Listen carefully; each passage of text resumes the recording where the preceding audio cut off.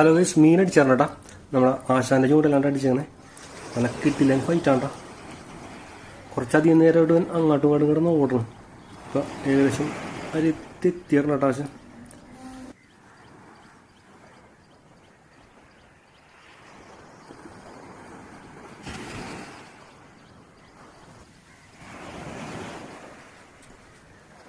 ഏകദേശം കരയിലോട്ട് എത്തിയറണം സാധനം. വരുതല്ലേ ഉണ്ടോ നമുക്ക് അടിച്ചേക്കണം. അല്ല സൈസ് വരുതല്ലേണ്ട.